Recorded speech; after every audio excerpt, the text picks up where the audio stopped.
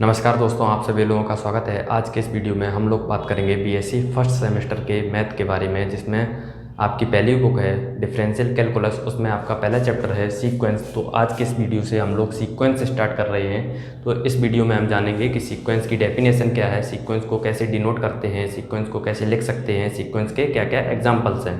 तो सबसे पहले समझेंगे कि सीक्वेंस की डेफिनेशन क्या है। A function whose domain is the set N of natural number and whose range in the set R of real number is called a real sequence or sequence.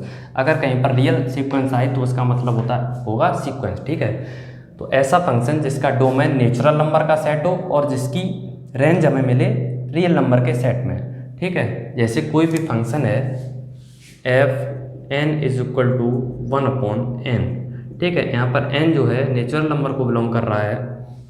तो हम जानते हैं नेचुरल नंबर की values होती हैं 1 2 3 4। ठीक,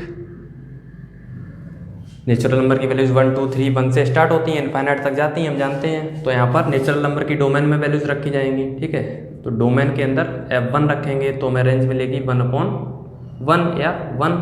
तो 2 रखेंगे तो रेंज मिलेगी 1/2। 3 रखेंगे तो रेंज मिलेगी 3। ठीक, तो इस प्रकार चलते चलते अगर fn रख देंगे तो रेंज मिलेगी f1/n। ठीक, तो इस प्रकार से अगर हम डोमेन में नेचुरल नंबर की वैल्यूज रखेंगे तो हमें रेंज मिलेगी रियल नंबर में। ठीक है, इसी प्रकार अगर कोई फंक्शन है the value of function at n belongs to n is denoted by fn। अगर कोई फंक्शन है उसमें यदि स्मॉल n नेचुरल नंबर को बिलोंग कर रही है तो उसे हम इस प्रकार से fn से डिनोट करेंगे। अगर fn की वैल्यू xn हो तब then we denote the sequence by the symbol. हम सीक्वेंस को इस सिंबल से डिनोट करते हैं। ठीक है, ये जो सिंबल है, ये जो बना हुआ है सिंबल, इसको हम सीक्वेंस को इसी से हम डिनोट करते हैं। ठीक है, तो यहाँ पर fn इज इक्वल टू दिया है xn, तो fn की जगह xn भी लिख सकते हैं xn। ठीक, अगर यहाँ पर n जो है नेचुरल नंबर को बिलोंग कर रहा है तो n की जगह हम 1 रखेंगे, 2 रखेंगे, 3 रखेंगे, तब सीक्वेंस हमारा हो जाएगा x1, x2, x3, x4 dot dot dot infinite तक। तो इस सीक्वेंस के जो x1, x2, x3 इन सभी को बोलेंगे टर्म्स ऑफ द सीक्वेंस। ये सभी क्या हैं, सीक्वेंस के टर्म्स हैं। इनको एलिमेंट्स भी बोल सकते हैं। ठीक है, तो अब हम समझेंगे कि सीक्वेंस को किस प्रकार से हम लिख सकते हैं। तो सीक्वेंस को लिखने के लिए सबसे पहले हम कुछ टर्म्स लिखते हैं, जैसे 1 8 1 8 27 64 डॉट डॉट डॉट। ठीक है, तो ये एक सीक्वेंस है, तो इसे हम इस प्रकार से भी लिख सकते हैं। अब हमें यहाँ पर हमें समझ में आ रहा है कि ये 1 जो है 1 का क्यूब है, 2 जो है 8 जो है 2 का क्यूब है, 3 जो है 27 जो है 3 का क्यूब है और 64 है 4 का क्यूब। ठीक है, तो यानी कि यहाँ पर ये क्या है, natural number n is equal to 1 2 3 ये नेचुरल नंबर होते हैं। डोमेन में नेचुरल नंबर की वैल्यूज रखी गई है, तो यहाँ पर इसको हम इसका nth टर्म से भी इसे लिख सकते हैं। ठीक, तो इस सीक्वेंस को हम ऐसे भी लिख सकते हैं n की पावर 3, जहाँ n बिलोंग्स टू n। ठीक, तो इस सीक्वेंस को हम इस तरीके से भी लिख सकते हैं, क्योंकि यहाँ पर हमें समझ आ रहा है कि ये जो हैं सभी टर्म्स नेचुरल नंबर के क्यूब हैं। ठीक है, और अगर यहाँ पर कहीं दिया जाए n क्यूब कोई सीक्वेंस, तो इस सीक्वेंस को हम ऐसे भी लिख सकते हैं। n की जगह n यहाँ पर नेचुरल नंबर है, नेचुरल नंबर जानते हैं 1 2 3 डॉट डॉट डॉट ये सभी होते हैं इनफाइनाइट तक। तो n की जगह हम 1 रखेंगे तो 1, 2 रखेंगे तो 8, 3 रखेंगे तो 27। तो अगर कहीं पर n क्यूब शॉर्ट में दे दिया जाए सीक्वेंस तो ऐसे भी लिख सकते हैं। अगर इस टाइप से दिया जाए, कुछ टर्म्स दिए हों जिससे हमें पता लग जाता है कि ये सीरीज कहाँ तक जाएगी, तो इस तरीके से भी हम लिख सकते हैं। ठीक है, अब सीक्वेंस के कुछ एग्जांपल्स देख लेते हैं, जैसे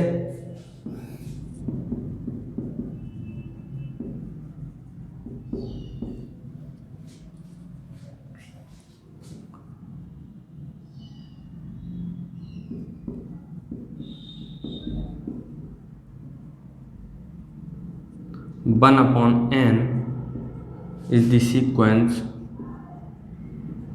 अब यहाँ पर ये 1/n है, इसे हम इस तरीके से भी लिख सकते हैं 1,1/2।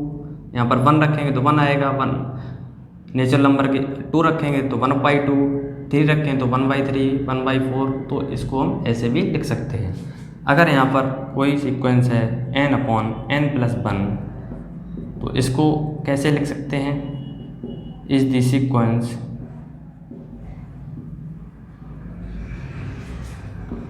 नेचुरल नंबर की शुरुआत होती है 1 से, तो 1/1+1, 1/2+1, 1/3+1। तो यहाँ पर 1/2, 1/3, 1/4। तो इस सीक्वेंस को हम ऐसे भी लिख सकते हैं। तो ये सभी क्या है, सीक्वेंस के एग्जाम्पल। -1n दिया जाए,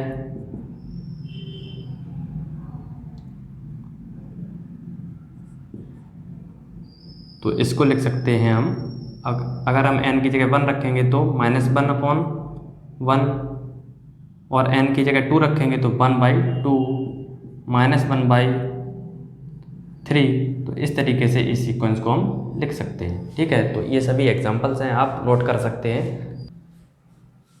अब बात करेंगे रेंज ऑफ ए सीक्वेंस। तो इसकी डेफिनेशन है the set of all district terms of A sequence is called its range. यानी कि सभी अलग अलग टर्म्स का जो सेट होगा, किसी भी सीक्वेंस के सभी अलग अलग टर्म्स का सेट उस सीक्वेंस की रेंज कहलाएगी। ठीक है, तो इसके एग्जांपल्स हैं, जैसे कोई सीक्वेंस है the range of sequence -1/n is equal to, तो यहाँ पर ये सीक्वेंस है, तो यहाँ पर इस सीक्वेंस में हम क्या करेंगे, -1/n है। ठीक है, अब इस सीक्वेंस में n की वैल्यूज रखो, 1 रखो तो -1/1, फिर -1/2, -1/3। नेचुरल नंबर की वैल्यूज रखेंगे तो क्या मिलेगा, -1/4। तो वैल्यूज मिलेंगी -1/1, -1/2। यहाँ पर इवन नंबर है तो यहाँ पर +1 हो जाएगा, -1। तो यहाँ पर सिर्फ 2 ही अलग अलग टर्म्स मिल रहे हैं, यानी कि इस सीक्वेंस में हमें 2 ही अलग अलग टर्म्स मिलते हैं, -1, 1, फिर यही -1, 1, -1, 1, -1, यही चलता जाएगा।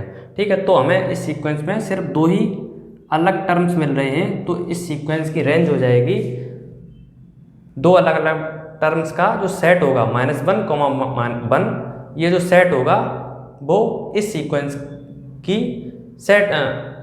का रेंज हो जाएगी। ठीक है, और यहाँ पर -1, 1 है, ये क्या है, ऐसा सेट है फाइनाइट सेट। ठीक, -1, 1 जिसमें इतने नंबर हो कि हम उन्हें गिन सकें, तो उसे बोलेंगे फाइनाइट सेट। ठीक, अब दूसरा है example the range of sequence 1/n। अब ये सीक्वेंस है 1/n, तो 1/n को कैसे लिख सकते हैं, 1, 1/2, 1/3, 1/4। तो इस सीक्वेंस में टर्म्स हम गिन नहीं सकते, इस सीक्वेंस की रेंज हो गई 1, 1/2, 1/3, 1/4, इनफाइनाइट तक जाएगा। तो इसमें इतने टर्म्स हैं कि इन्हें गिना नहीं जा सकता है, तो इसे हम बोलेंगे इनफाइनाइट सेट। ठीक है, अब समझेंगे कि कांस्टेंट सीक्वेंस क्या होता है।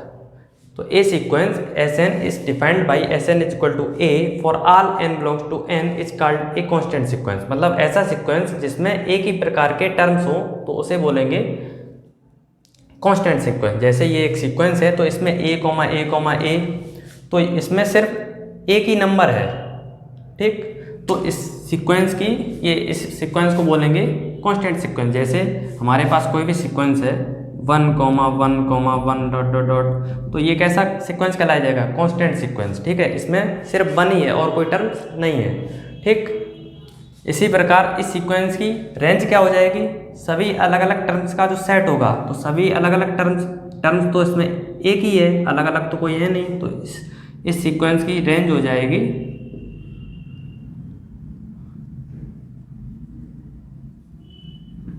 ठीक है, इस सीक्वेंस की रेंज हो जाएगी ये ए। ठीक है, और ये हो जाएगा, ये एक ए सेट है, ये हो जाएगा फाइनाइट सेट। तो आपको यहाँ तक वीडियो समझ में आया होगा।